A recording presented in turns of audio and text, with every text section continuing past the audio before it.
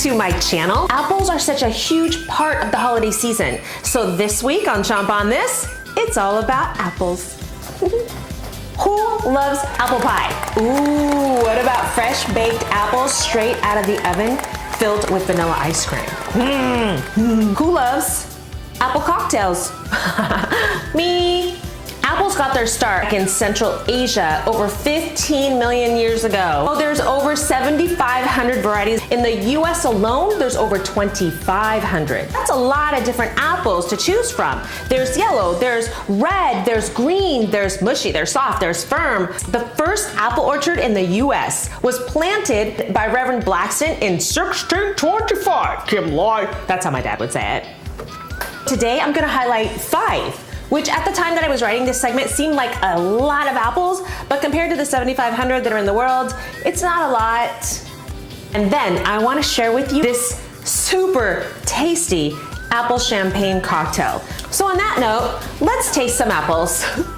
The 5 apples that I'm highlighting this week are the Jonagold apple, the Jazz apple, the ambrosia, the pink lady, and the honeycrisp. So let's start with the Jonagold. The Jonagold is a crossbreed between the Jonathan and the Golden Delicious. Let's check it out.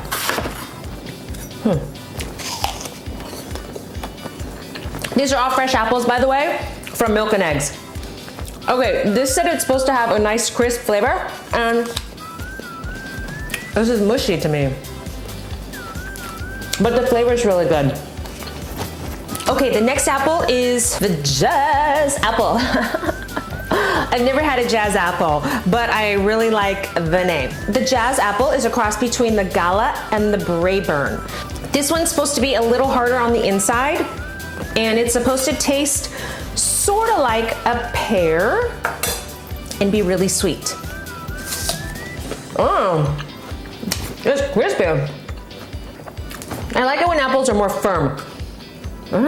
This tastes completely different from the Jonagold.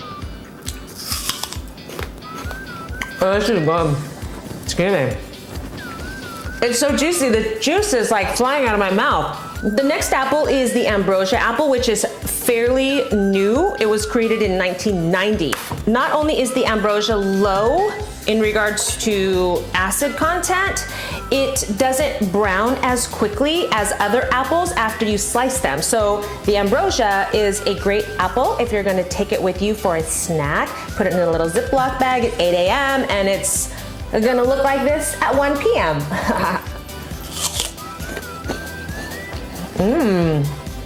I love the texture. This one, like the Jazz, is more firm than the Jonagold. We've only tested 3.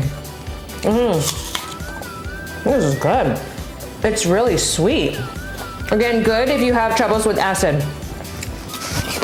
The next one is the Pink Lady. So this is a cross between Lady Williams and the Golden Delicious. Only real special apples that surpass a certain quality standard are given the Pink Lady name.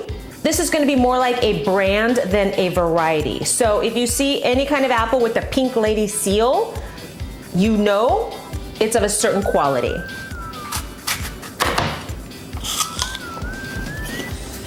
There's this like floral aftertaste, but it's kind of tart. It's not overly sweet. This has a really interesting flavor. I like it. Our next apple is the honeycrisp. This is also a fairly new variety, but this one is known for baking and being really, really juicy because the cells of the apple are larger than they are in other apples. So this one is supposed to have a mix of sweet and tart flavors, which makes it unique. It's not as tart as the Pink Lady, and it's not as sweet as the ambrosia. The honeycrisp is crisp, and it does taste like a good snacking apple. I think because it's not too sweet and it's not too tart, it does make this apple a really good apple for baking. Let me know in the comments below what your favorite type of apple is. Without further ado, I think it's time to make a champagne cocktail.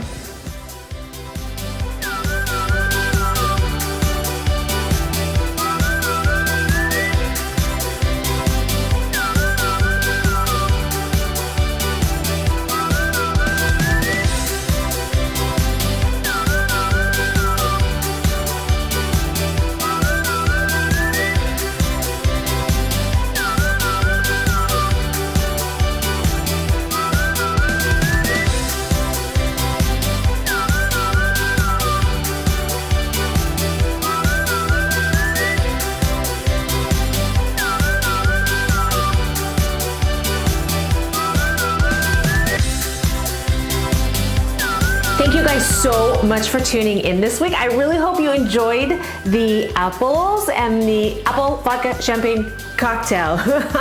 I also curated a board on Pinterest with a ton of different apple recipes. So there's like apple cocktails and apple pastries and apple donuts and apple strudels and apple cake. So make sure to check it out. The board is called Apples. Thank you guys so much. We'll see you next week.